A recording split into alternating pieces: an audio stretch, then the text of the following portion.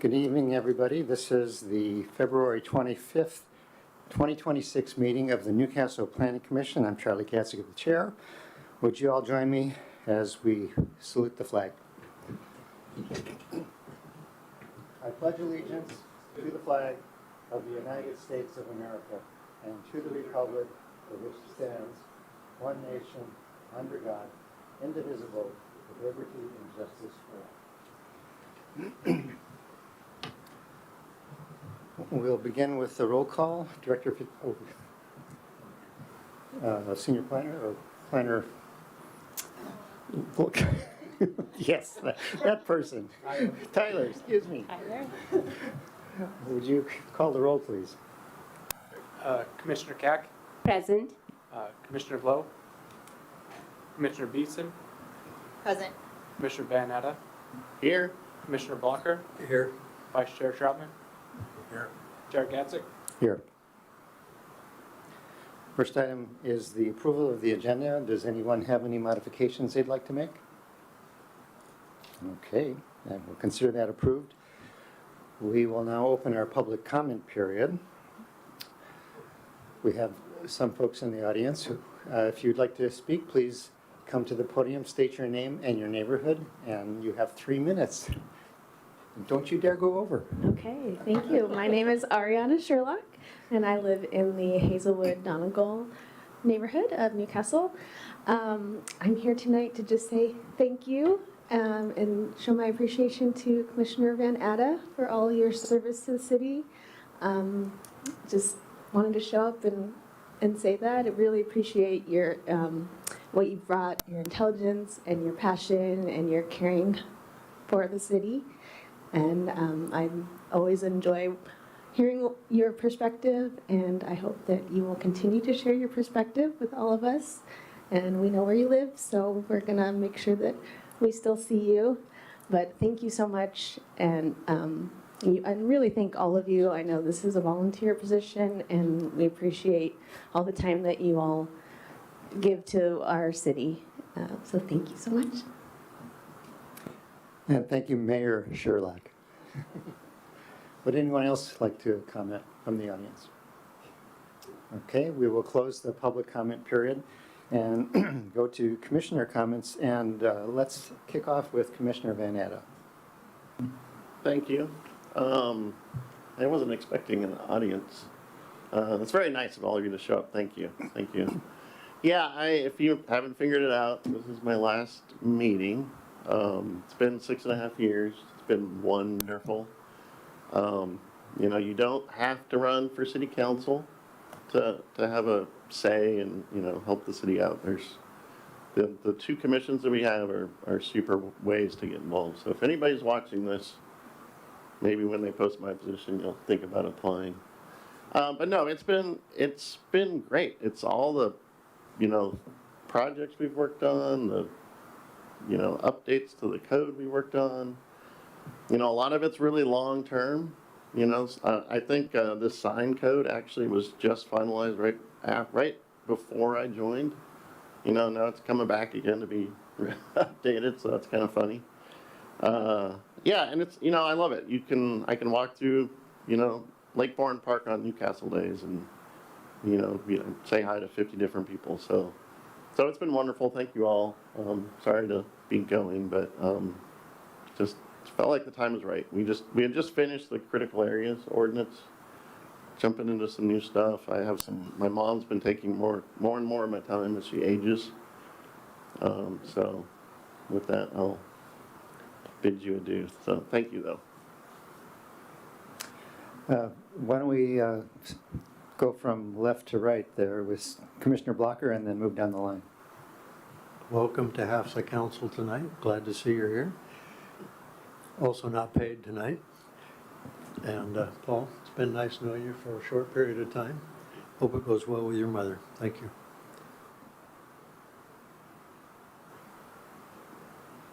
Yeah, also thanks to Paul for all those years. When I read your note, it's 6.5 years. That's a long time commitment. Thank you, and we surely will miss you. Okay, I'm gonna echo the same sentiments.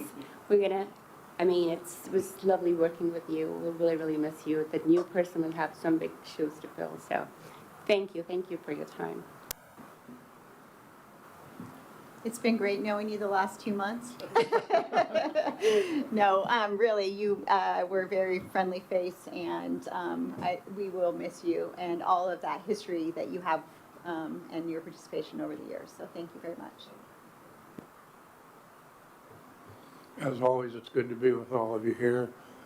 Welcome to the mayor and 2 other council members, Councilmember Frost Blakely and Councilmember Jacobs. And looks like Miss Van Adam might be in the back row there.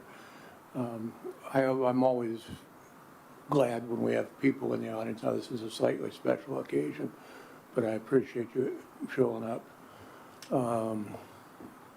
Mr. Van Atta, I'm definitely going to miss your common sense and insight. You always had a very practical way of looking at things, which on more than one occasion kind of reined me in a little bit. And if you know me, you know I need all the reining in I can get. But I wish you all the luck in the world as you go forward. I think I've worn out my welcome on the mic. Thanks a lot. Yes, thank you, Paul. Commissioner Van Atta, you've been a wonderful colleague. One of the joys of being on this commission is the collegial environment that we've had over the years, and you've contributed a lot to that. And as Vice Chair Troutman said, you have really contributed with your insights. There are times when you're the only one who thinks of something, and then there are times when you're the first person to say what we're all thinking of, and it's really a sign of your contribution. So, thank you. We'll miss you. The next order of business is reports, and mine will be short. As you know, now there will be a vacancy. I'm not sure when that will be posted, but I'm sure it'll be up fairly quickly, and perhaps there's even an opportunity for us to interview and select a person who could be here for our March meeting. So we may have a new commissioner at that point. Let's move to the report of the Community Development Director, and then from that have her take us into our first item of general business, which is the election of the chair and the vice chair. Thank you, and I'm getting all choked up. I met Paul when I first started here, and he had questions from his HOA. And the Van Attas have always made me feel very welcome in Newcastle, and I just appreciate it. So, thank you.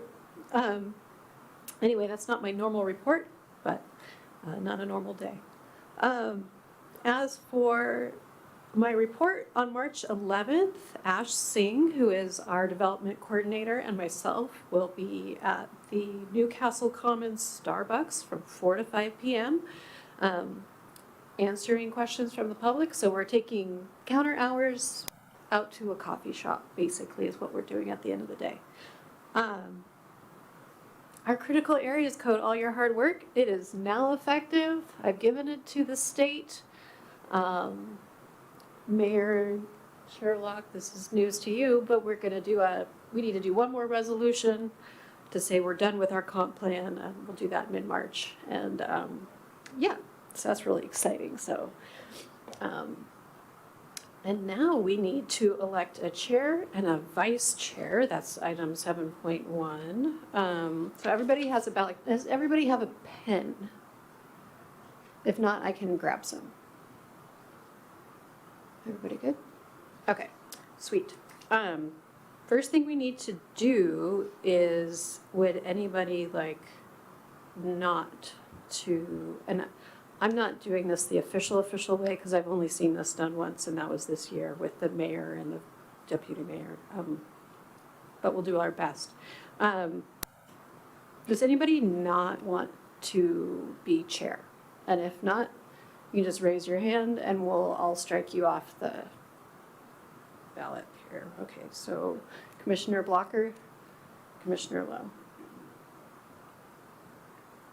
Anyone else? Commissioner Beeson. Okay. You don't want me to chair? Okay. Commissioner Kack. Okay. So it's going to be Chair Gatzik versus Vice Chair Troutman versus, that sounds like a match. Okay, and then for Vice Chair, does anybody not want to run for Vice Chair? Blocker, Lowcack, Gatzik.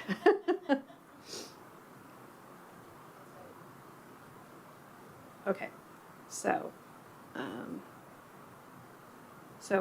I have Beeson and Troutman for Vice Chair, is that correct? Sure, okay. So, now if you have a super secret ballot, I'm just gonna ask everyone to select their choice for each position. And then we'll tally and have our decision.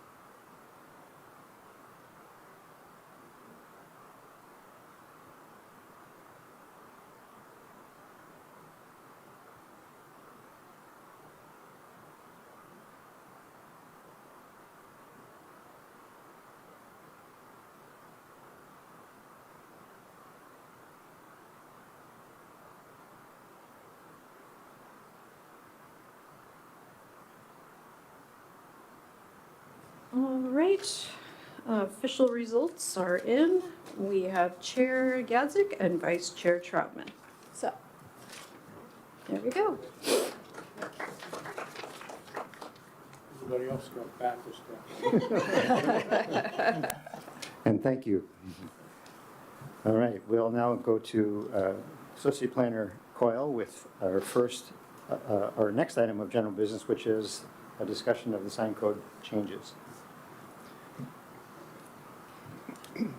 You want to come on over here?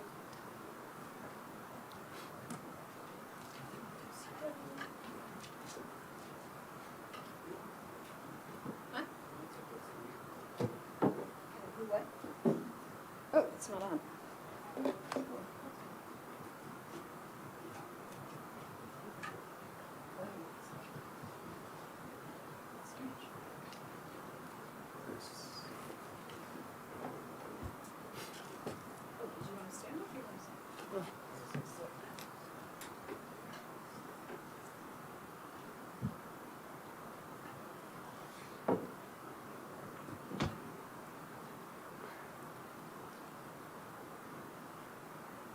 All right, everyone.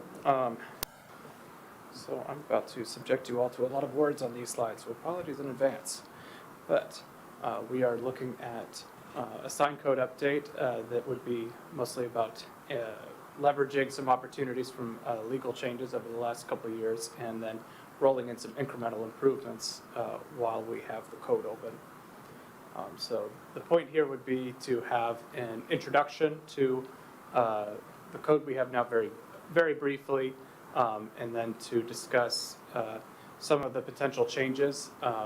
Many of the changes that we've had in other codes recently have come down in some way, shape, or form from the state. So I want to make clear that this sign code is actually not like that. This is, the legal change is more of an opportunity than a restriction. And so these changes are really much more open for debate than some of the other things that we've had to talk about over the last year or two. So I just want to stage set for that, and we'll get into it. So, our sign code today.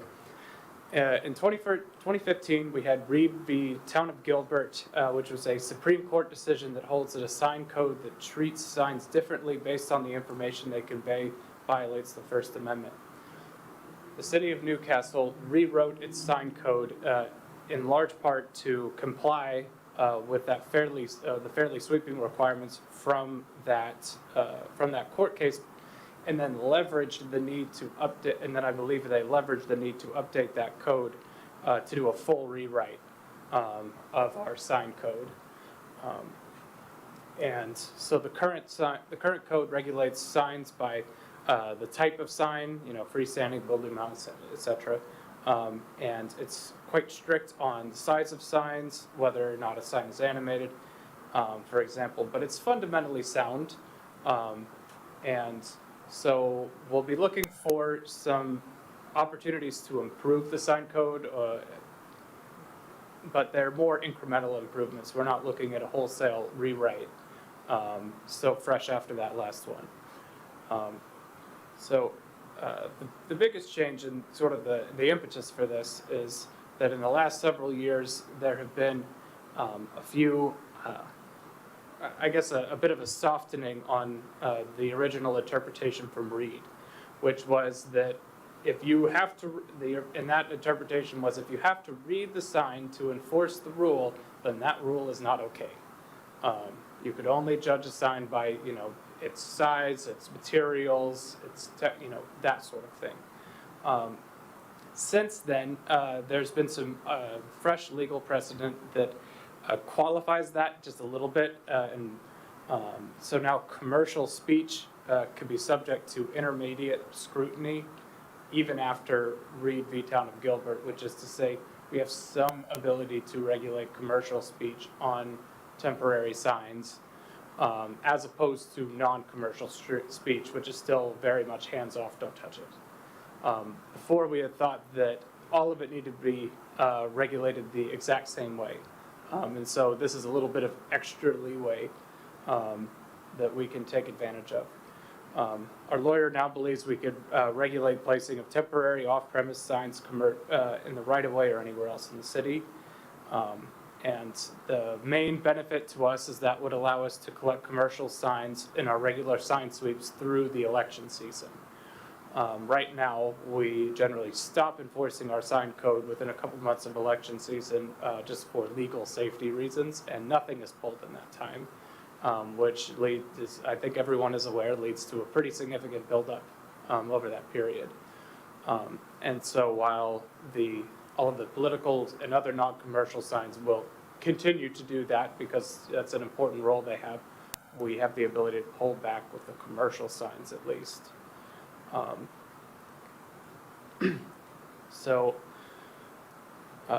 We want to, we propose to amend the applicability section at the front of the code to state that the commercial speech on temporary signs is more restricted than non-commercial speech. And we propose to, as I've mentioned in the last slide, restrict the removal of non-commercial signs to 2 months prior and a week after elections, but to be able to continuously pull those commercial signs in our regular sweeps. Then we would also add a definition for commercial and non-commercial signs to the code to that end. And essentially, the commercial sign would be to try to be something that is strictly about business and only about business, and non-commercial is everything else. So to try to draw that line as tightly as possible so that we are still bearing legal scrutiny. So beyond that, that legal opportunity that we, if we're going to be looking at the sign code anyway, we have some places where the code could potentially be incrementally upgraded or changed. And so most of what I'll be talking about next is going to be in that category. So one thing that we'd heard is in the last year or two, there had been an EV charging company that had explored doing business in Newcastle, but part of their business model was that they wanted signs with video boards on them on the charging stalls, and our code did not allow that, and so they didn't think that putting EV charging in the city was financially viable. Actually, can I interrupt there Yeah. real quick? They actually did install the chargers. No, that's okay. I had to do the code enforcement on it, so I have a little bit of back. But they installed it, and then, so the conduit's still underground, but they had to take the screens out. So anyway, I'll let you go. Right. So it rendered the project not viable, and now they're not. You cannot charge your EV there now. And so, one thing we wanted to propose would be to put a carve out in our electronic message centers definition, which is essentially signs with digital signs with dynamically changing texts and pictures that would allow those signs to go in new when they're associated and accessory to EV chargers, but to keep it narrowly tailored to that, because the current code is very much that you can have one of these signs if it already exists, but we don't want more. And we probably, I haven't heard any general desire to change that. And so if we were going to do anything, we would want to keep it narrowly tailored to the desire to have those EV chargers. The other thing is that there is a proposed rapid ride bus route that would go south on Coal Creek Parkway at some point in the future. It's not a near-term thing by any means, but a typical feature of rapid ride bus stops is a digital sign that tells you when the next bus is coming. It's regulated by the county standards. And so we would propose, while we are looking at the sign code, that it would be good to exempt essentially the county from that sign code, because right now they would not be able to install a standard county time board on a rapid rides that was coming through here. So those those light boards are regulated. They're just regulated by the county specs and standards. And so the next thing would be publicly supported signs. So actually a little over an hour and a half ago, I was with the Economic Development Committee exploring monumental wayfinding signs going in around the city. This is something that was talked about in 2023 that was put on ice for a while, and they're looking to maybe revive that effort now. But those monumental signs, and actually pretty much any monumental sign of this, the scope they're looking at, would not be legal under our sign code. And so this is then a good opportunity to put an exemption in that sign code for publicly funded or officially endorsed signs that are installed for the purposes of public wayfinding or beautification. Again, not trying to open the floodgates to monument signs here, but just trying to allow this city initiative to carry forward under our own rules.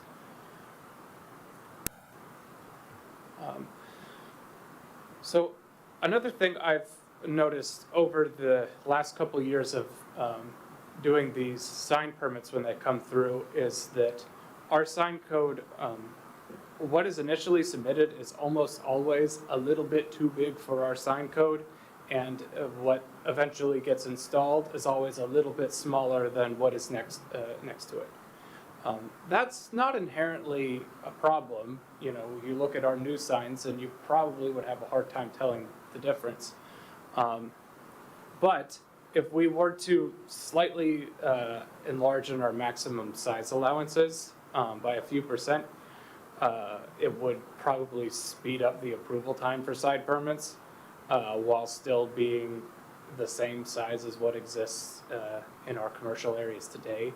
So this one, we could certainly debate. We don't necessarily need to do it. It's not strictly necessary, but it is something that I just wanted to mention because it may, speed up review on some of these sign permit applications going forward. I tried to look and see how our sign sizing regulations compared to other cities in the area. What I found actually was that ours are significantly simpler.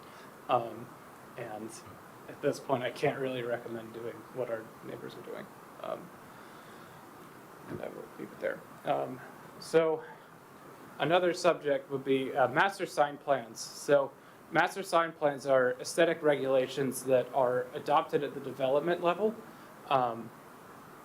and they go above and beyond the city's code. Each one of them is inherently its own thing, but they're designed to take all of the signs in a given development, like the Newcastle Commons, for example, and essentially put them on a theme with each other. The Commons is the only place that's under a master sign plan at this point in time, because the requirement to create one of these only triggers with new developments, and this has been the only new mixed-use or commercial development since implementation. So we're not looking to change much on this actually, because we think it's worked out pretty well in the Commons. There's nothing inherently, I still think there's nothing inherently wrong with them. We just want to add a little wrinkle for an exception for essentially a single new commercial building or a new mixed-use building with 2 or fewer retail stalls, because the point of a master sign plan is continuity over development, and when an individual proposal is that small, there's not really any opportunity for continuity. It would not apply to buildings that are part of a larger development or part of a phased development. So it would just be for those one-off proposals, because having a master sign plan for a party of one is not much of a master sign plan. And then the other thing is that master sign plans expire after 2 years if a sign hasn't, if nothing's been built, essentially, if no sign's gone in under that plan. And that's a hard cutoff right now. It's not actually tied to the other approvals. And so we would propose that a master sign plan could remain in force for unbuilt projects as long as those underlying building permits that it's tied to are still active. With a 2-year expiry window, I think there's a pretty good chance that this wouldn't come up much in real life, but we don't really want to have even the theory that you could have to redo your master sign plan while there's still a building permit active or a sign that's otherwise approved. Just felt a little unnecessary. And so another thing was we have a requirement that changeable copy signs, so you think of those old signs by old signs by movie theaters and like music halls are the good example, where it's the white background and you could change out the individual black letters. Those kinds of signs are not allowed within 100 feet of abutting streets or rights-of-way in our current code, which would essentially outlaw those signs in a walkable context, which our downtown is trying to get to. And so we would propose to remove that 100-foot limit. And then we also propose to add 1 extra foot in allowable height for temporary signs. This one is just an enforceability issue. So I think the current height limit for those temporary signs is 3 feet, which I think is designed to line up with the customary height of like a for rent, for sale retail sign. And by making, if you have a question now of is this sign conforming or not, they're always right up against what's allowed. And if what we had, and if our rule was 1 foot higher, we actually would only have to question it and spend the time measuring specifically when something is obviously wrong. If something comes up at like 3 foot 4 inches because of a quirk, then we don't really have to worry about it at this point. So given that the height in our code is kind of based on the custom, We don't expect the custom to change if we change the code height to be slightly higher, and it'll be just a quicker enforcement action. Again, we don't need to do this, but it could just make the code enforcement on these temporary signs just a little bit faster and more efficient. And now we are into these more clarifications, and some of these things are almost housekeeping. So minor clarifying language like temporary sign permits may be renewed.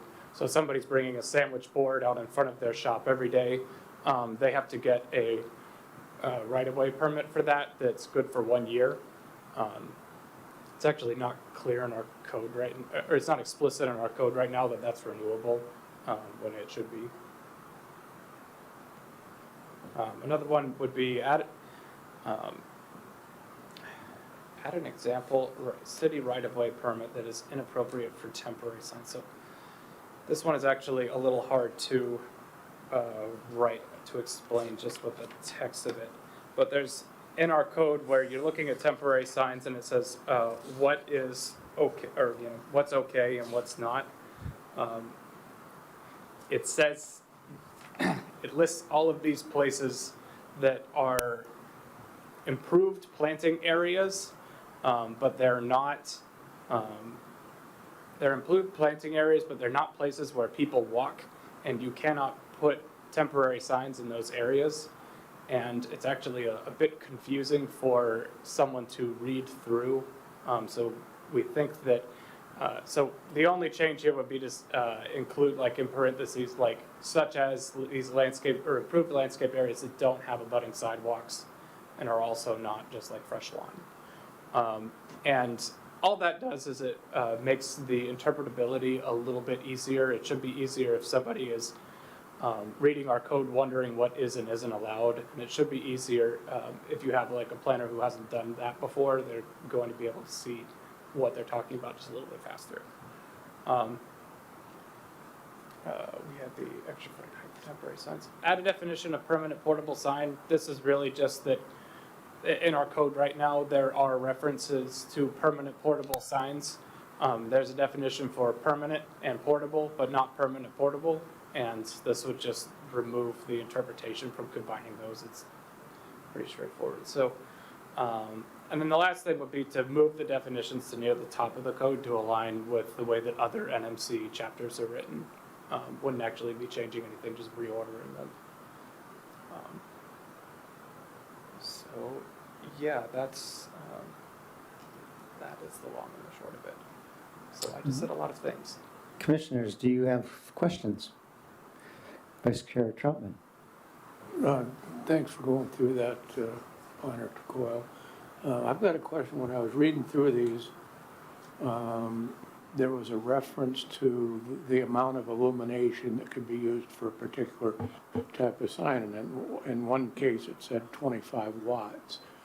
Now, watts is actually a measurement of power, and it's normally construed as brightness. And the reason that I asked that is I'm assuming that that was probably written with incandescent light bulbs in mind. A 25 watt LED will blind you. So I'm wondering if there's any adjustment that you want to make for that. So most of our, when we look at regulating brightness, what I usually come to in the code is a 100 nits limit for night, or for the brightness level that it can be during the night. The 25 watts is actually, it's in the existing code. It's not something I had added to propose to change, but I think it would, I think you may have a point that may be something we want to add to what we change. So I could go back and find that watts definition and try to convert it to something a little bit more modern. Maybe lumens or use nits again. Do you know what code section that was? I don't recall. Okay. Sorry, I don't recall.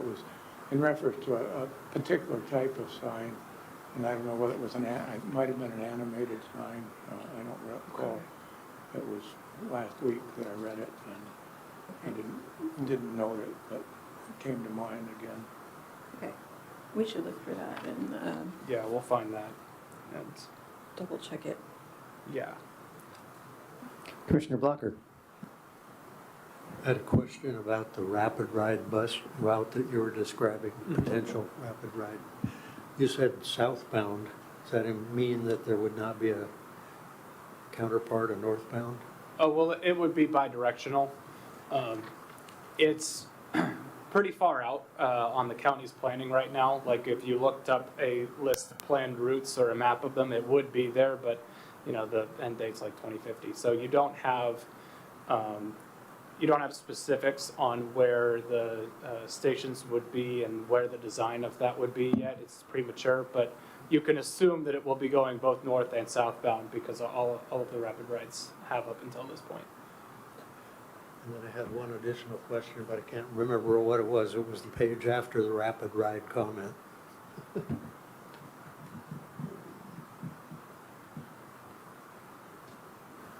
The publicly supported signs, the wayfinding signs. Yes, that's what it was. Yeah. Will you explain to me exactly what that's envisioned being? So Is that like trail signs this way and that sort of thing, or is that, it would be more like a welcome to Newcastle. Here are some shops over in that direction.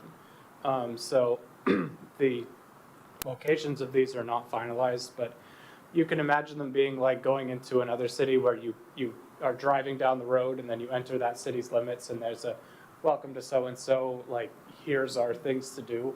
It would be that kind of sign, maybe 12 feet high. And then 12 feet high on the side of the road, maybe 4 to 6 feet wide. I forget the exact dimension, but those would get posted in some strategic locations around the entrances to the city, potentially. Think along Coal Creek Parkway, maybe Newcastle Golf Club Road. so they're more or less a permanent installation that wouldn't Oh, yeah. alter or whatever? Yeah, I would consider them permanent. This wouldn't be something like Google Maps, how you find a route to cut through town quicker or whatever? No, this Okay. would be more about directing people to our shops. But more broadly, would that also kind of safeguard our other existing bollards and wayfinding signs as well? Because I don't think we Well, really it talk would. about those. Yeah. That's a good point. Commissioner Beeson? What is the size of the EV signage? They were probably about the size of that TV. Like the monitors were. Have you seen the ones at Factoria Mall? Yeah, that size. Which leads me to a question about nighttime lighting that I had and whether or not we would want to consider having a complete like dark time for the nighttime lighting. Because they are a pretty big size, and so if we don't say, location, it puts parameters around location, we could be opening ourselves up to having those in our neighbors' backyards shining through. Yeah. Commissioner Blocker? I feel compelled to ask one more question in regard to removal of temporary signs. I know that Jim Quigg was a constant inquirer about can a private citizen just elect to remove these signs? You continually advised not, but is there a way that that would be considered safe and appropriate? I can neither confirm nor deny that that is a safe or appropriate action to take. I'm not supposed to advise on that. Yes, Commissioner Vanetta. When the Coleman closed, there was an article in the paper about, the struggles they had. But one of them was that it took them a really long time to get their sign approved and up on the wall, or up on the building, I guess. And you talked earlier about maybe increasing the percentage of signs to make them larger. And do you think that would make the permit time quicker? So for a new business to get a sign up as fast as possible? Well, I feel like I want to answer that in two parts because as far as would it make permitting signs go quicker? Yes, I think so. I've looked at most of these sign permits as they've come in, and they fail our code in a very similar way over and over again. And it's usually a very slight failure. So, but also on the Coleman, my recollection of how that review went was that it wasn't really the sign permit that went unusually slowly or prevented them from opening. It was that they needed to have extra ventilation equipment either installed or reinstalled in their kitchen, and that the design of that caused delays. I don't really think that the sign permit itself Was the slow was part. the slow part. It'd be good for me to say that it was right now, but I don't think so. Okay, fair enough. Commissioner Keck?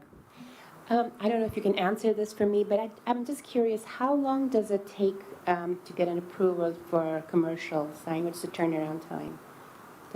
So commercial sign permit would be like any other building permit that we have. So first round of review, city holds it for 4 weeks, and then for any subsequent round of review, the city holds it for 2 weeks. We generally hit those timelines. If they're missed by days, not weeks. And a typical number of rounds for a sign permit, in my experience, is 2. It's not uncommon to approve the second time you see it. Vice Chair Chapman? On the wayfinding monument type signs, welcome to Newcastle, here are some shops. Is it just saying this is the area where shops are at, or are you going to say here's McDonald's, here's Local John? I mean, are individual businesses going to be listed on those signs? And, I mean, that would indicate there need to be provisions for changing things out as businesses come and go.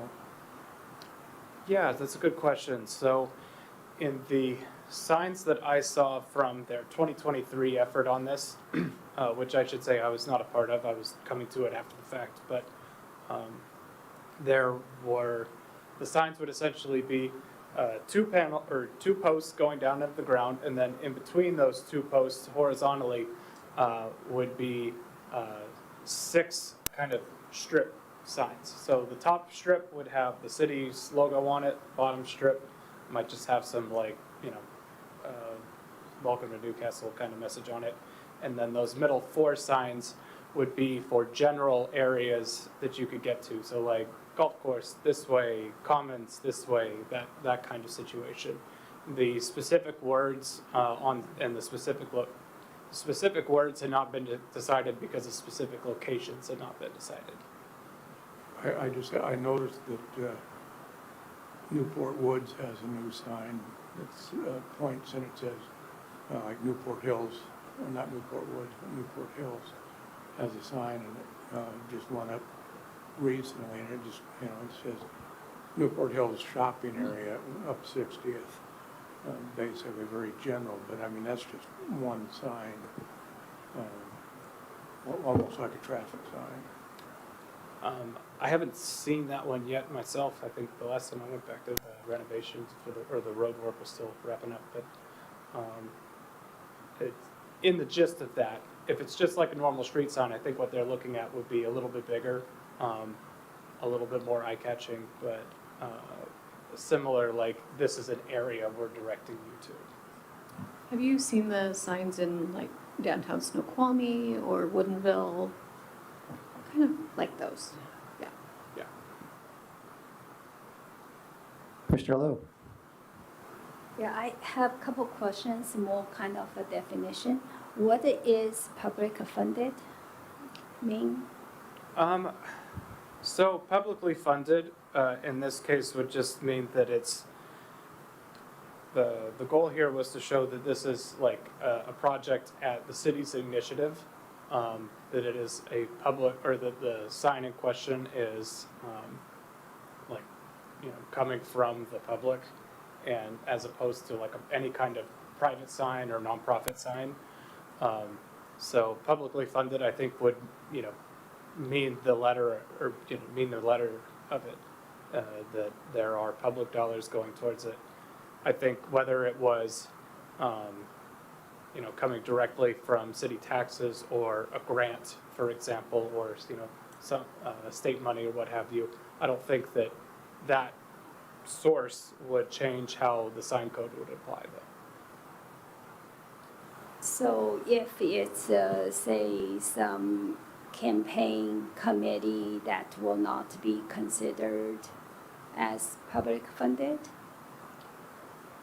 It's a good question. I think we could actually probably tighten that down, so that it's only coming from, maybe like it needs to come from like a city council resolution, for example, or, Yeah, I was gonna say city-sponsored or city-initiated. yeah. Development projects.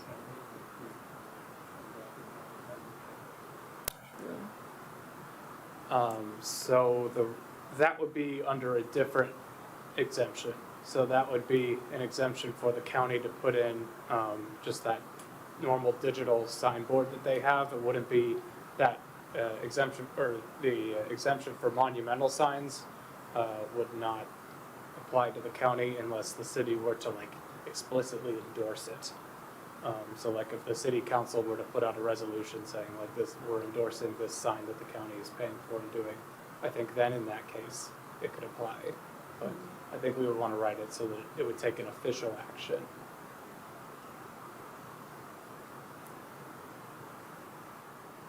I actually have a follow-on questions.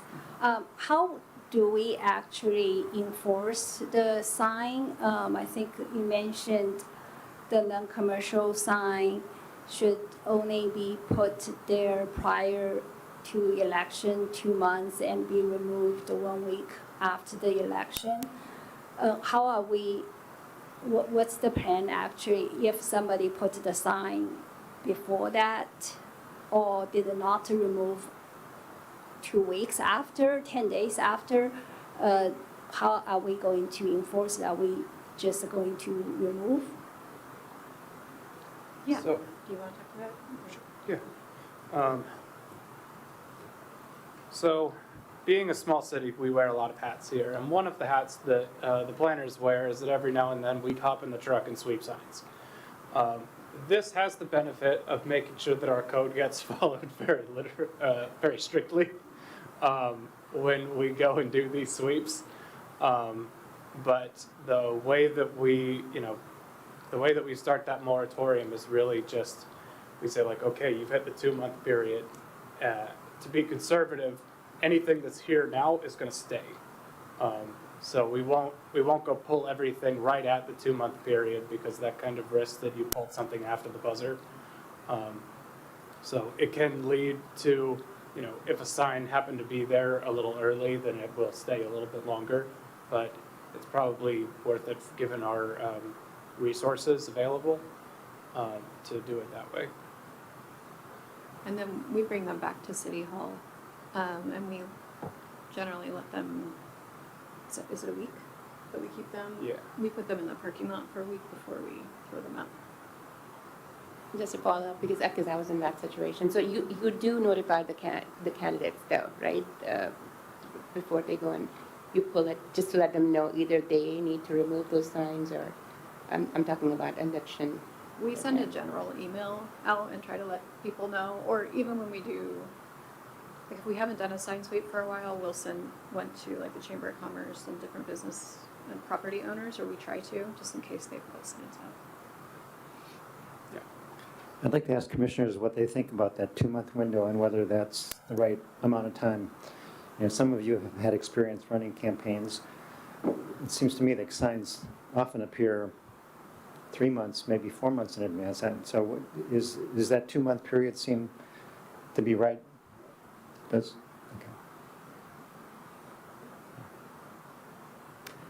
Okay. Any other questions from commissioners? Okay. I've got a few that I'd like to ask. I guess the first one is, could you give us a better, or an explanation of right-of-way? So let me give you an example of the confusion in my mind. I live on a street where the city right-of-way goes about 15 feet into my yard, and there's no sidewalks there, there's nothing, but, you know, I understand that to be right-of-way. And along Coal Creek Parkway, there is a strip next to the curb of plantings, I think, and I'm sure that's right-of-way, but I also take it that that's not a place where signs are allowed, but that's also a place where signs are often put. So I guess the first question is, what is right-of-way? And then second of all, am I right that signs are prohibited in that little planting strip? So that little planting strip in the middle of Coal Creek Parkway is... Not in the middle, I'm sorry, on the sides, adjacent to the sidewalk. And it may not be on Coal Creek Parkway, but there are places where there is. I think those scraping strips you could put sign in at least temporarily, couldn't you? Yeah, there's. The problem is that the right-of-way ends. Well, a quick note on right-of-way first, because it's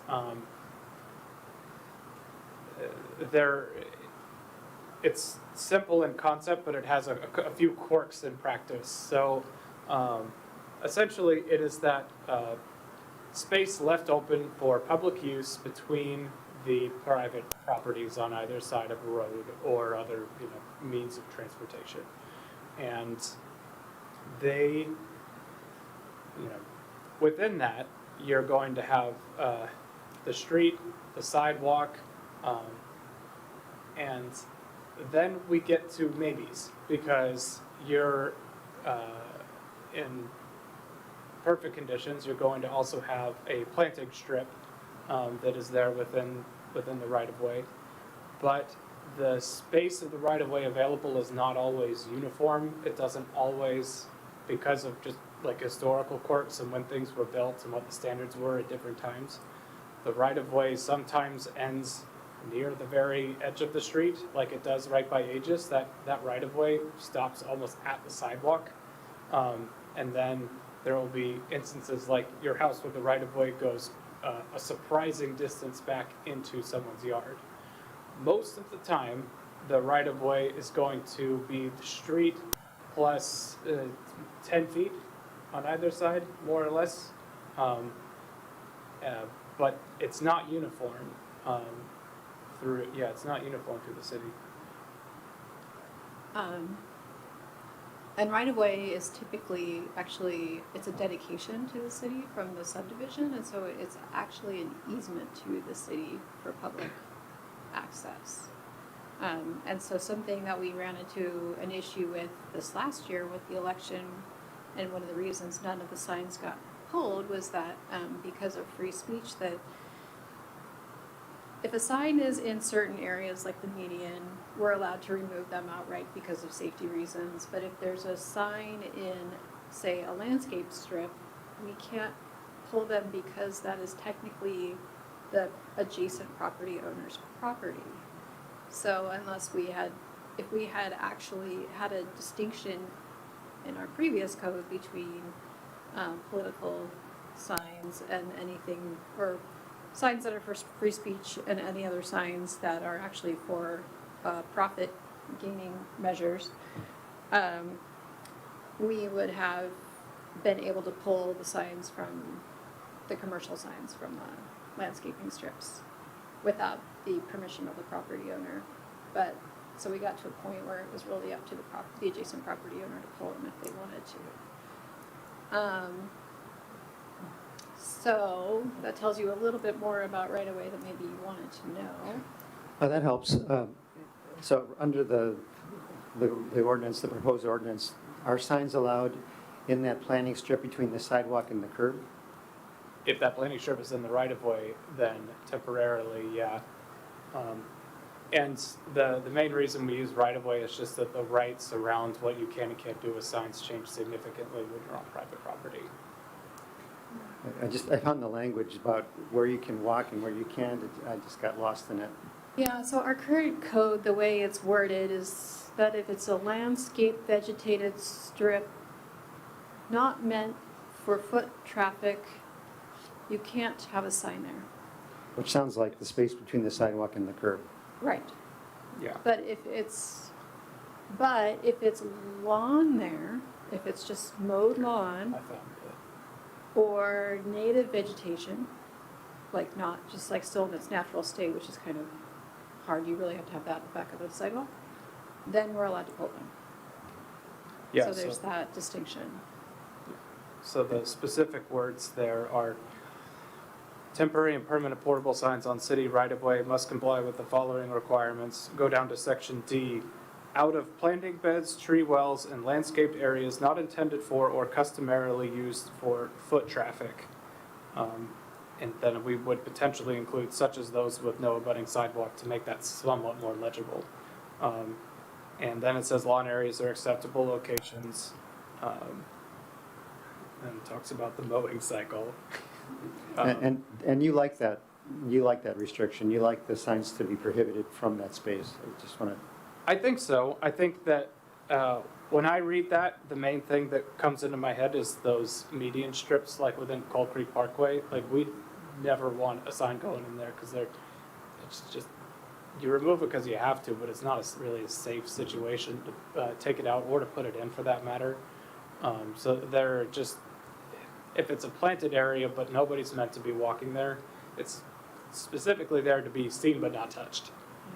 And on the landscape strips specifically, I want to have our city attorney review it just to make sure that we are being compliant with the free speech requirements, because to me that landscaping strip is sort of this no man's land of can we or can't we.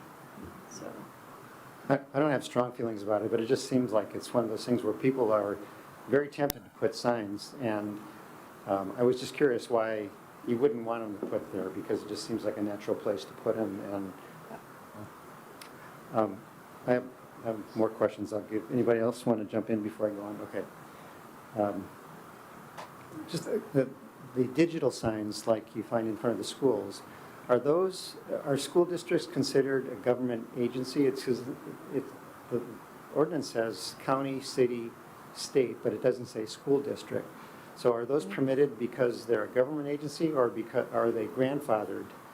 So they're actually permitted as digital signs that are not electronic messaging centers. Their signs, when they're permitted, have said essentially that you can transition from message to message, but it has to be like a direct fading transition between the two. You can't, nothing can be animated.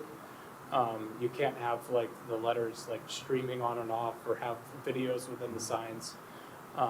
And so that one is just a matter of going through the front door of the code, as it were, and just going in as a plain digital sign that is not an electronic message center, as opposed to getting any kind of exemption. Maybe I misread it, but I thought that those signs are no longer approved, but you can, if you had them, you can keep having them. Did I misread that? Well, that is true for electronic message center signs. No, but not for digital signs? If you had a digital sign, you could keep it, and you could put in a new digital sign today. It just can't, essentially it can't do video things. Right, okay. It can go from one static message to another static message. Okay, yeah, okay. The electronic message center signs, and thinking about this EV charging station, there is language there, let me call it up here.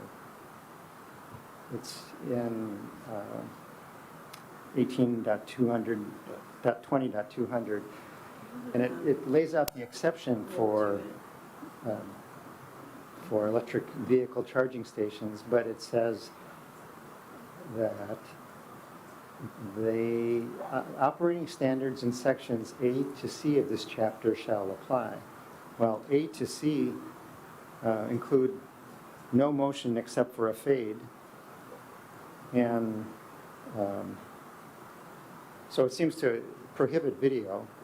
And it also says it has to be locally programmed, which I imagine those are going to be programmed from some computer in a network that isn't in Newcastle. Thank you, Charlie. I think that's a good catch.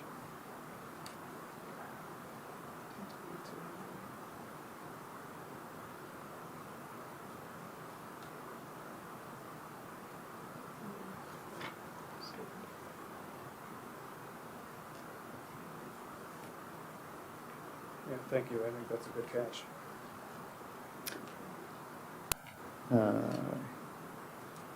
Next question. The portable sign ordinance says that they may not be displayed, they can only be displayed during business or operating hours. I'm just curious, do we enforce that? Yes, we do. Okay. They bring those sandwich boards back. Another question, just out of curiosity, about sign walkers. It says sign walkers are restricted to a minimum of 30 feet away from a street or driveway intersection, measured from the back of the curb or edge of pavement. Does that mean that they have to be 30 feet away? So I'll be honest, this one has not come up since I've worked here, and I haven't really read it in detail. Could you read it again? Let's see, it's 18.20.260F, location. Sign walkers are restricted to a minimum of 30 feet from a street or driveway intersection, measured from the back of the curb or edge of pavement if no curb exists, and shall not be located in any of the following places, and it goes on. I think that means they have to be within 30 feet of the road. And I hope that's what it means, because that's where they normally are. You know, they're right on the corner, and that's where they need to be if they're going to earn their money.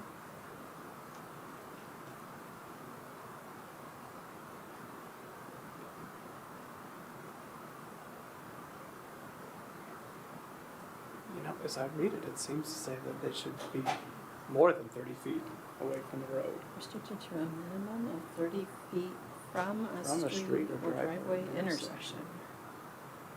So I guess they're saying that you need to be more than 30 feet away from that actual intersection, but you could be along the street if you're mid-block, or more than 30 feet. So you can see around them? Is that a visual? Yeah, I suppose it's a sight distance thing. Yeah, it says they're allowed on public sidewalks explicitly. It just might be that, it might be that the language is intended to say they're not supposed to be more than 30 feet, but it's unclear. I'll just leave that as a comment, and maybe you can puzzle it out and see. Test it with some other folks about what does it say to you, and can we say it more clearly? Yeah, you know, it measured from the back of the pavement, there's no curb exists. You know, it seems, as I read it, it seems to me that they need to be more than 30 feet away from where those two streets actually come together to put them a little bit more mid-block. And I assume this is a visibility issue, but the writing of it is less than clear. If we were to change it to keep people away from the 30 feet of the intersection itself and make it explicitly okay that they can be on the rest of the block, would that be suitable? It doesn't bother me if they're on the corner, but I don't know how the other commissioners feel. I don't know that I have a strong opinion about this one either. I mean, I would say that, Historically, that's where the cameras are, right? Like Coal Creek and Mhm. Off Road. we've never been asked to enforce those, so we're complaint driven in the city, so no one has ever complained about a sign walker being too close to an intersection. If it's something we really don't care about, then it'd be great not to have a law that we don't enforce. Yeah. Yeah, maybe we just don't do the 30 feet. I mean, when I think of sign walkers, I think they go straight to the corner Yeah. because they want to be seen. Yeah, I mean, the maximum I would say they'd have to be, if we were thinking about site safety, it'd be the distance sight distance triangle, and that's Yeah. 15 feet. Yeah. We could go to the 15-foot sight distance triangle, which is the distance we would keep you from putting a sign you know, a permanent sign away from the corner. I think that's probably more justifiable than the 30. Commissioner Blocker, did you want to make a comment? Kind of along that same line, I was thinking of a couple of other, what I would consider really temporary signs, but I don't know where they fit in this, and that would be like real estate agent open house signs, or neighborhood people put out garage sale signs on little sandwich boards or whatever kinds of things. And I don't know whether we just kind of ignore them because it's complaint driven, or if there's actually something in the code. It's just a question. So this would be allowed as temporary signs. They would be subject to periodic sweeps if they were in the right-of-way. If they're in someone's yard, I think that they have the right to keep them there. But what I said earlier about people needing a permit for a sandwich board just applies within commercial areas. You would not need a permit to put a sandwich board in front of your house that says, hey, garage sale today. Isn't there a temporal restriction, like 24 hours or something like that for temporary? I know there were a lot of conversations, and I'm sure a couple of you remember this, but there were a lot of conversations with the real estate community about this, so. As I read over the code, I didn't see anything that really impacted real estate signs other than any signs. I don't think they're supposed to be on the sidewalk, blocking the sidewalk, and they usually are on the sidewalk, but I don't think anybody really cares. They're just there for, I think people like seeing open house signs because they want to go look at that house, you know? And a lot of them are on the weekends, and a lot of staff aren't here on the weekends, or if we are, we just put on our I'm not at work today hat. Another question about the definitions. So this is the definition of a sign. It means letters, figures, symbols, trademarks, or logos intended to identify, and these are the important things, any place, subject, person, firm, business, product, article, merchandise, or point of sale. And absent from that list is anything that I think that would cover a nonprofit organization. So it almost looks like a nonprofit organization sign doesn't qualify as a sign. I'm sorry, what section are you in? That must be the definitions. 18.20.290. I just bring this up so you know that I read the ordinance. $290.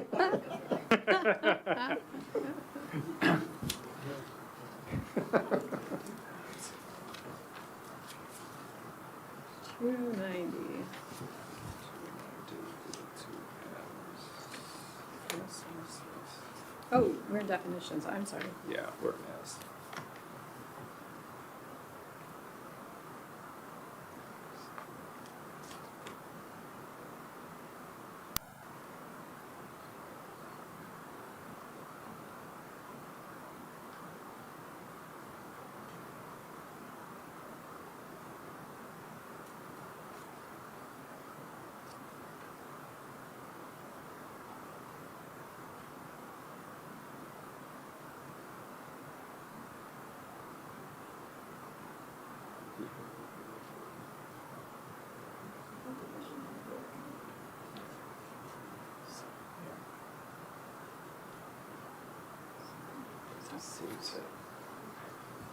Letters, figures, symbols, trademarks, or logos intended to. While they're pondering that, I just have a sign-related comment that isn't related to the ordinance, but to take advantage of the fact that we have some members of the city council here tonight, I would love to see a sign on the bridge over May Creek as people come into Newcastle that says Newcastle Bridge over May Creek. I mean, it's just like it's a way of letting people know they are coming into Newcastle. It's a nice bridge. It's like it kind of puts us on their map. And as long as we're looking into wayfaring signs or wayfinding signs, I'd love to see something like that.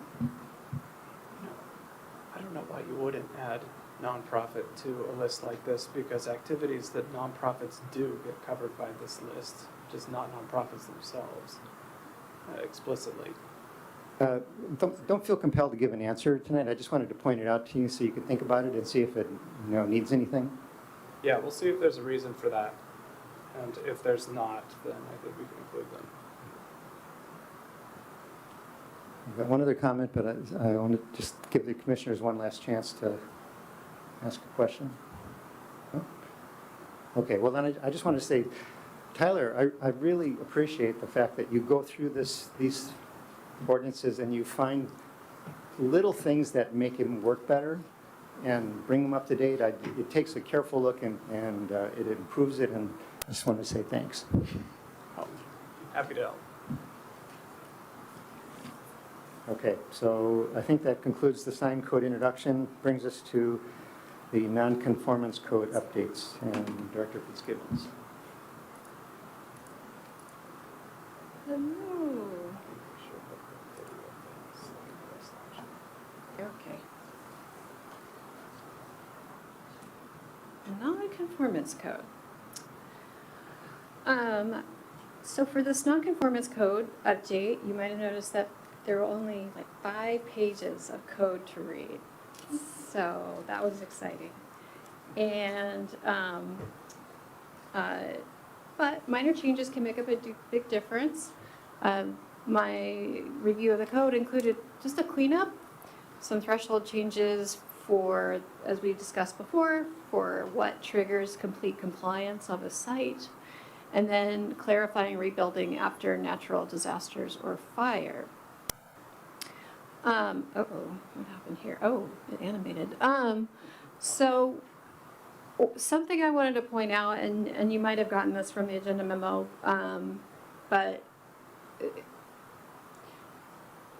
we wanted to clarify sort of this hierarchy of terms that we're using when we're talking about development, site improvement, and inside of the site improvement, which a site improvement is anything that you do to a site to take it out of its natural state, there's an improvement, and those are man-made changes. And those can be, and we'll go through I was going to go through these. So a site improvement is any change made to land that alters it from its natural state. So for example, a golf course could be a site improvement.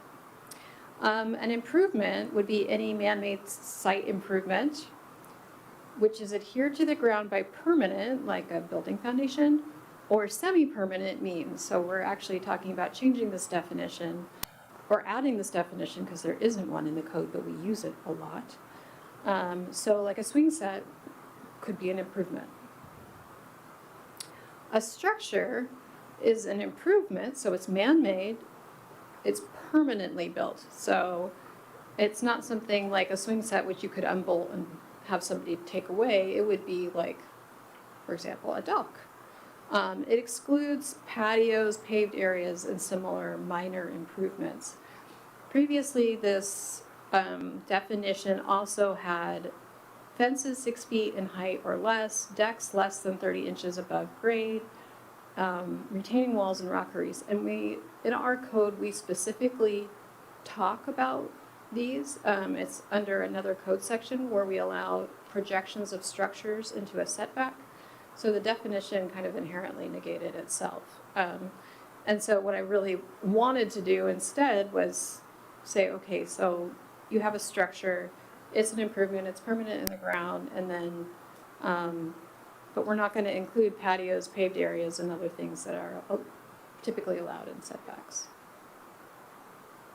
And then inside of that is a building, and that's just a structure with a roof.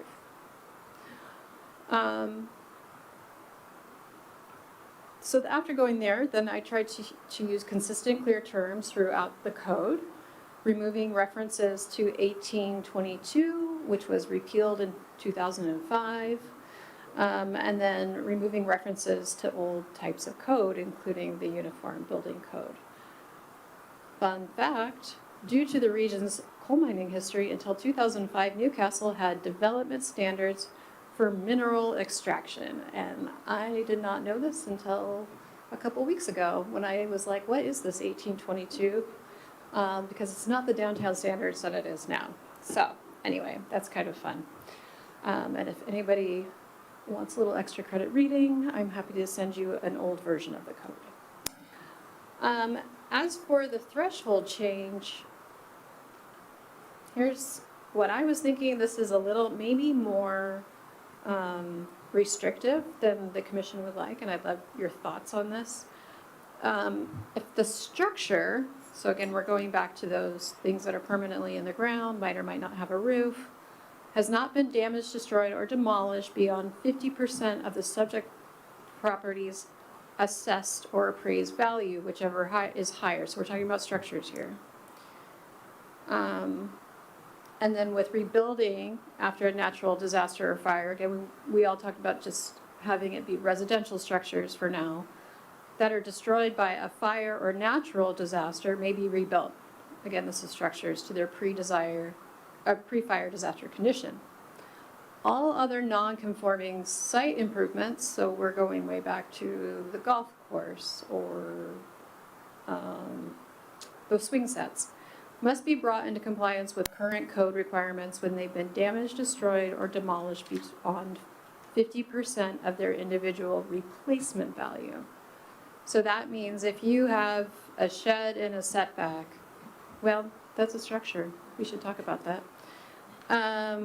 If you have a swing set in a setback and it's not safe, your kids are actually jumping over the fence, maybe we want, or the adults are jumping over the fence. Maybe we actually want people to take that site improvement and take it out of the setback, or we want them to get it further away, or, and honestly, I think a swing set would be fine. That's a really bad example, but if you can get what I'm saying, I'm just saying other non-conforming site improvements would have to be brought up to date. But it wouldn't hit those things like tall decks and,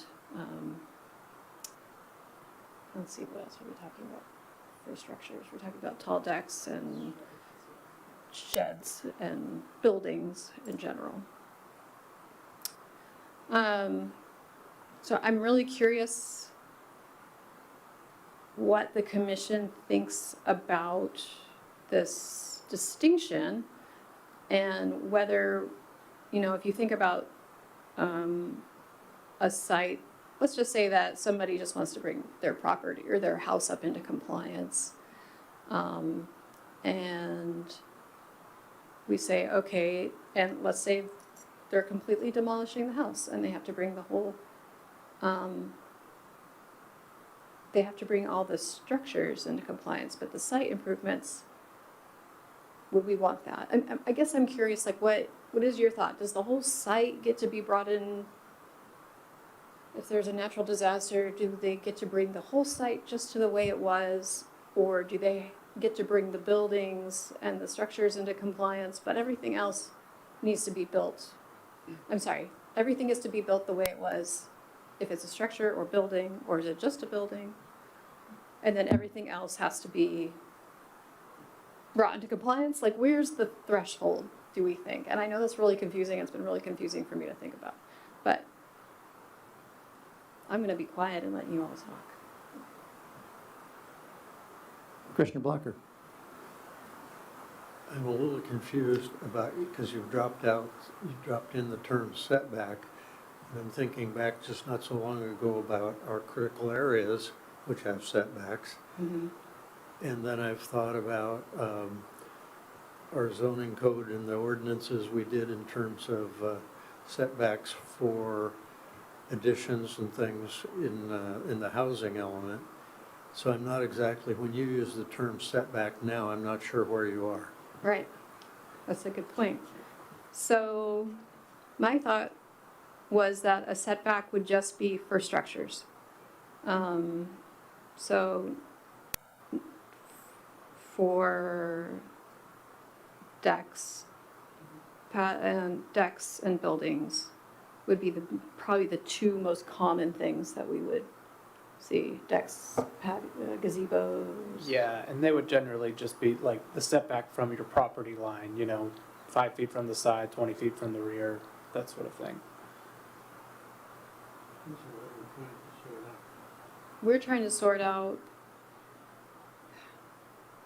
well, a couple things. The big one is after a natural disaster or a fire. If someone has a site that is totally out of compliance, just the whole site is, for instance, do we allow them to put it back exactly the way it was, in which case all site improvements? Or do we want to limit it to something like the building, the house, and an attached structure, like a deck? Or, and then if they have other improvements on the site, those all would have to come up to conformance with code. And those are going to be relatively minor. It could be things like impervious pavement. It could be, well, that can get expensive, but impervious pavement, or let's say we passed an ordinance for having to have native landscaping, and it was, they had all lawn before, and then they'd have to bring back native landscaping. Do we want that all to come into consistency? How, I'm trying to find where we want to draw the line, basically, and under what circumstances. It seems like the examples you're giving of things that we may want to bring into full compliance are mostly environmental things. They're buffer things.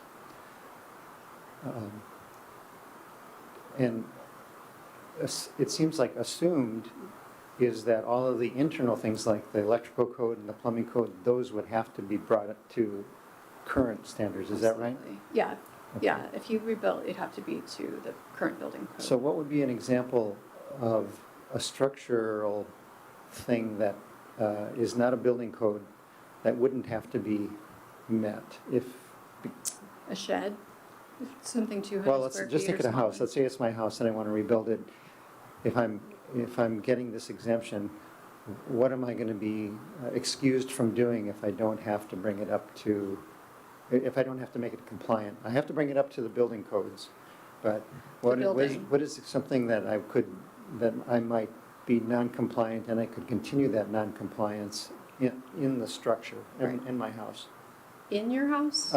No, On your property? pertaining to the house, not in the house, but what is an example of non-conforming use that could continue that is an example of a structure? So imagine on the north shore of Lake Boren, there are some houses that are much too close together to meet our side setback requirements, but their lots are very narrow. And if there was, a fire or something and one of those houses burned down, are you going to make it comply with the setback requirements and now the house is turned into a cigarette, but it can be rebuilt, versus we're going to let it to continue to be wide be wide enough to be more of a normal house and just sit on this narrow lot and kind of dominate it. Yeah, and that one's hard because we addressed it during we're allowing for the footprint to be reused. Well, I mean, not just for critical areas, but, like just for side setbacks. I think it's a structural thing. Well, I may have misunderstood your question, Charlie. Commissioner Blocker? I think of two things. I think one is the slide that you used for the critical areas of the house with a deck that was included, and we were talking about the setback of 100 feet. And we talked about the whole house could be in its current footprint if it needed to be, or could be enlarged or restored or replaced or whatever. Think of that as one possibility, and I think the other one, the woman who has the lot on the north end of Lake Boren, that is the site setback for that lot is way, way, way back, and we held her to the line on that. How would we ever not be able to hold people whose house was totally demolished to not be in total conformance with the new regulations if they're faced with restoring a house.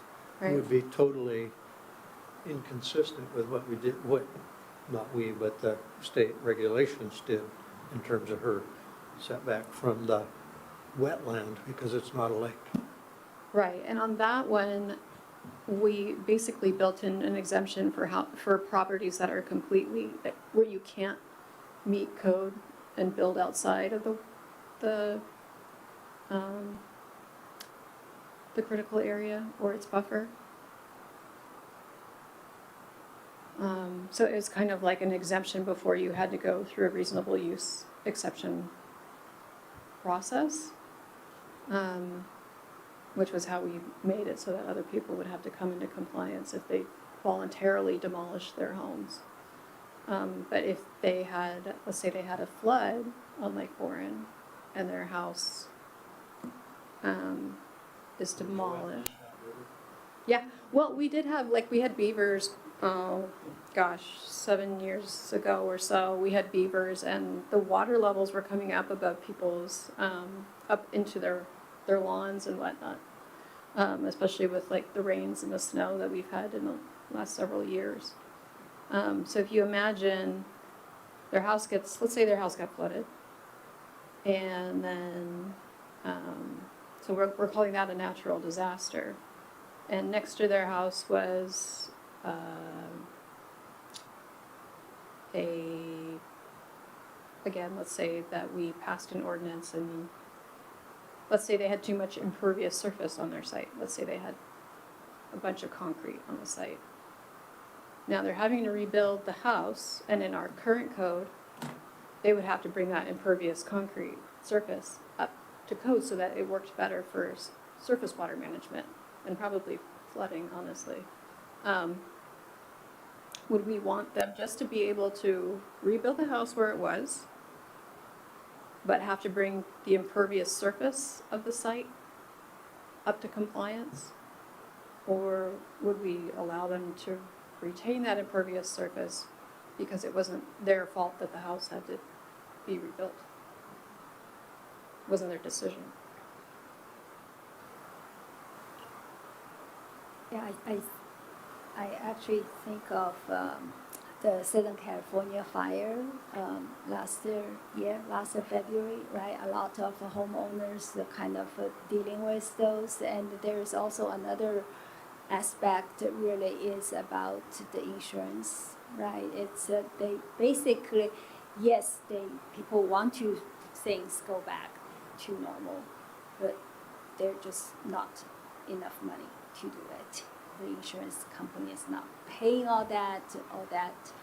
So I guess I know this is a very tough one, because even say our city kind of, it's not homeowners' fault and cut some slack, but they might actually be not in a good position, meaning the insurance probably will be way up because it's non-conforming, right? There's a risk.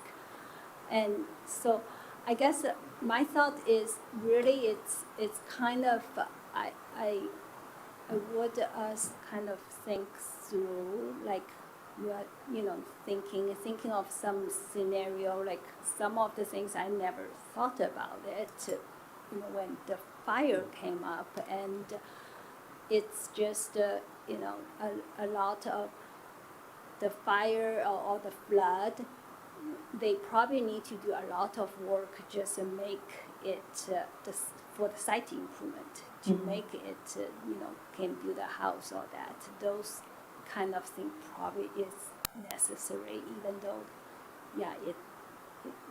I will say, we will need them to be in compliance to do those things. It's probably not their plan, but overall, I will say, it kind of also need to think some of the way to give it some relief, I guess.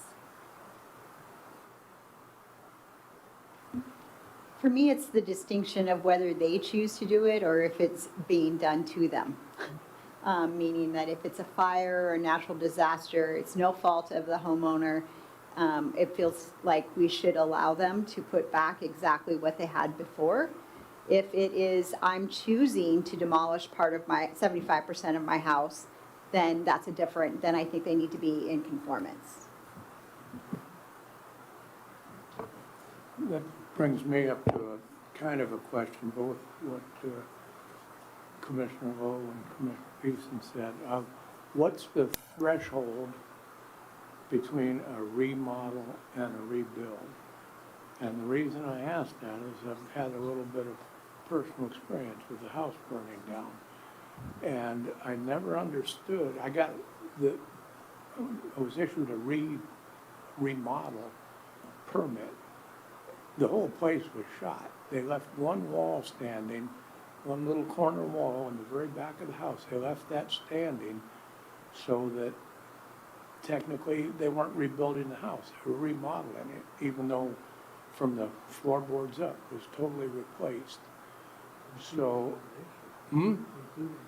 I had to have foundation work done as well, but it was in the same footprint. But at any rate, I never really understood whether that was a city thing or an insurance company was trying to pull a fast one, and if so, how do we prevent that, or how do we consider it? Yeah, so I think that's a building code consideration, and I don't happen to know that portion of the code, but I'd be happy to bring it back or send it out to everybody after I ask our, I don't know Building how official. important it is. I just, it hit close to home for me. yeah. And it was funny, they had to bring certain things up to code. For instance, they had to put thermal pane windows in, but they did not put 2x6 studs in. They used 2x4s, which is what the original house was, but to bring it up to, technically bring it up to code, they should have brought the insulation values and the studs up. And again, I don't know whether that was an insurance company or the building code allowed that to happen.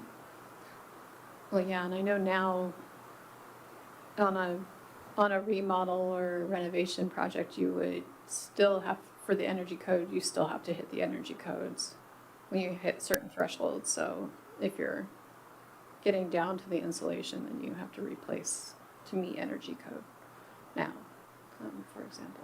But, Commissioner Blocker? I almost hesitate to bring this one up, but I'm kind of aware of a situation here in Newcastle. And I'm looking up the street, it's 144th Place Southeast. It's what tucks in behind the elementary school. mhm. Clear at the end of the road, there's a man who lives up there. He's got beautiful 1957 Fords. Frank Stubbs is his name. Oh, I know Frank. Okay. I mean, not personally, but yeah. Yeah. His original house was, I think, a single-story concrete slab house, just upstream, I guess I would say, or more at the end of the road from where his current home is. The story I got from him was he sold the house to somebody because he built his newer house and has all of his shops there. But then the house that he sold to somebody, it got burned to the concrete, and they're being prohibited from rebuilding that, even as the footprint that it was. And I don't know that that's all fact, but that was the story I was told. And I'm wondering how much that fits in the situation we're talking about. So I think I have worked with this property owner. I think it's a larger property that they're looking at subdividing, in which case you would have to bring the whole site in, if you're subdividing. That's my understanding. And if they wanted to rebuild the burned down house in our current code, they'd have to make the whole site compliant. So, now that we've passed the critical areas ordinance, if that's what they're dealing with, then that might be a little different for them. But the underlying code is still, there's still that threshold in our code for that 50% of the value of the structure. Use your mic. I was just saying, this is what we're talking about. This is kind of an example. Yeah.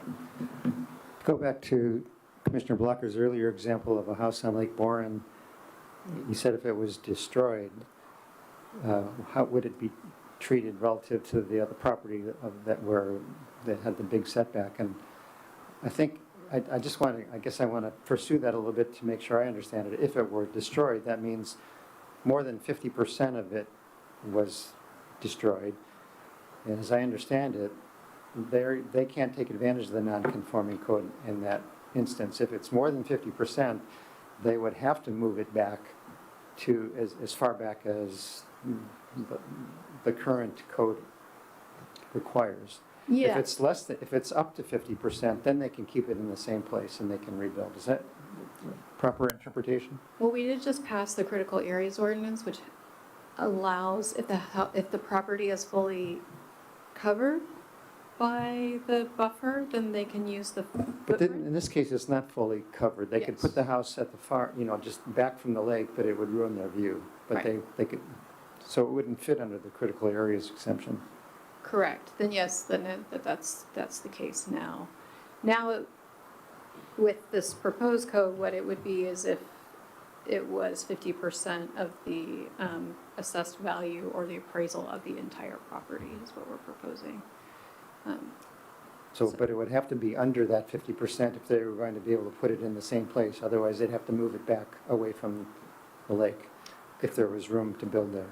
To use the same footprint? Well, assuming it wasn't like washed away or something. Yeah, Well, it doesn't have to be washed away to be more than 50%, right? of the value. I mean, if it's, let's say that property is a $2 million property, if they're going to take $1.5 million to rebuild it, they have to move it back. Yep. Okay. Another separate question. Let's suppose the natural disaster is the big one, and the whole region is impacted, and you can't get somebody to build your house in 12 months. What, I imagine the city would want to extend those limits. Would we want to address that in this language, or is that something that you could just leave it to the city council to pass a rule to extend it?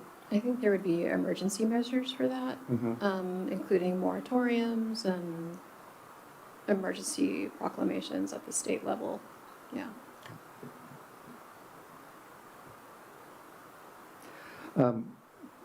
The question, your original question about should the site improvements be brought up to code, I want to see if I can get a sense of the commission. So one position might be, if it's a natural disaster, if it's out of their control, then they should let the whole site should be subject to the nonconformance. The whole site can be nonconforming, not just the structure.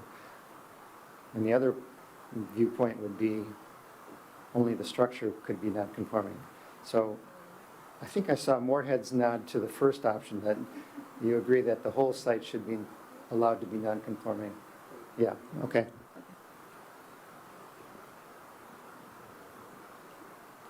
Great. Any other questions? Do we feel comfortable coming back for a public hearing next month? I think that was the big question, even though it took me a while to get there, but no, next month, in March. We're okay with that? Okay, It looks like everybody's comfortable, right? okay, great. Thank you. Okay, well, that takes us to the end of general business and to additional public comment. We have people in the audience, but nobody is expressing a desire to comment, so we will close the additional public comment period. Go to the planning calendar. You all know that the council retreat is this Friday, and that we are invited, along with members of the Community Activities Commission, to sit in from 2:30 to 4:30 when the council will be talking about a strategic plan for the city. So it's not a planning commission conversation, it is a general conversation. And your presence is not required. I've heard from a couple people who think they can make it. I just want, and you're not required to attend, but just wanted to keep that on your radar. And then the next regular meeting, I don't have it in my notes, of course. This is just the regular fourth Wednesday in March. March 25th? March Mhm. 25th. Anything else to be noted on the calendar? Not for next month, so we'll bring back the public hearing, I think, another sign code discussion. And then hopefully we'll be able to reintroduce small cells next month. If not, that will be April. Okay. I think we've concluded our business. Thank you, everybody. The meeting is adjourned.